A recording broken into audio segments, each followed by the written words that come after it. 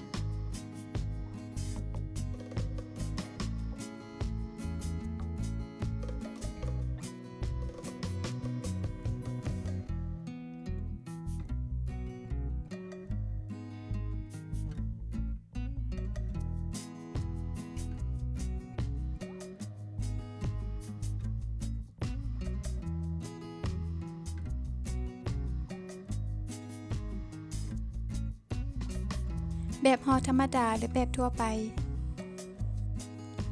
บีบทั้งกลางให้แน่นเข้ากันและจังพับทั้งขอบเอียงเข้าไปหาทั้งกลาง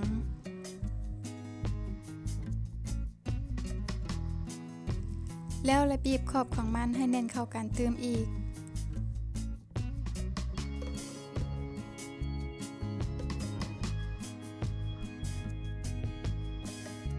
แบบทรงเปียผม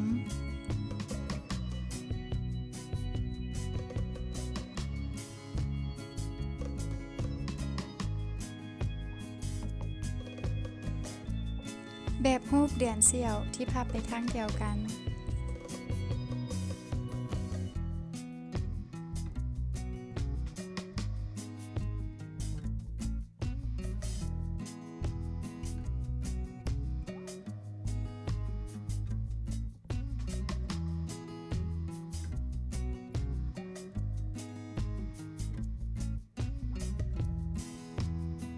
แบบรูป3แจ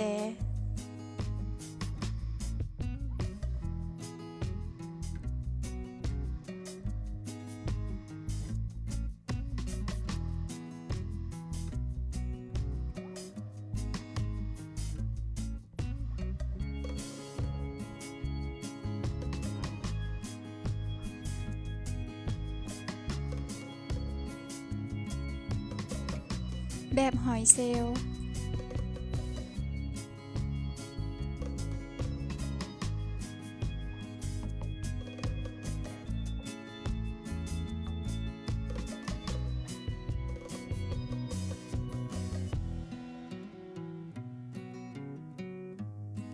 แบบทรงตัวกุ้ง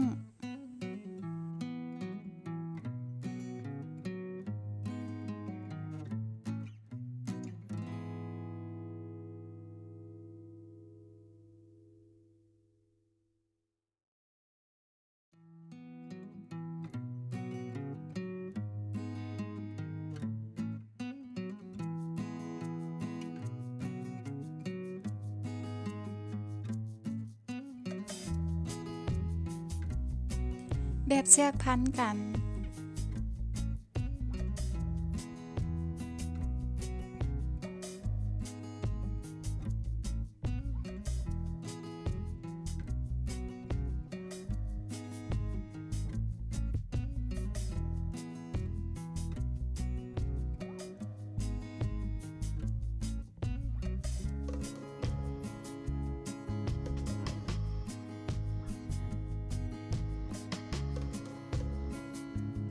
วิธีพับ2ทางเข้าไปหากันแบบรูปเดือนเสี่ยว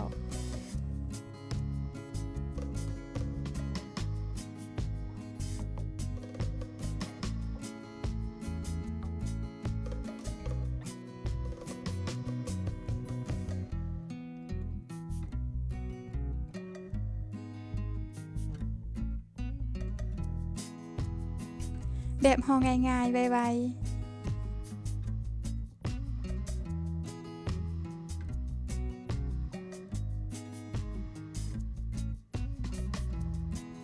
ขอบใจทุกๆคนที่ติดตามเบิง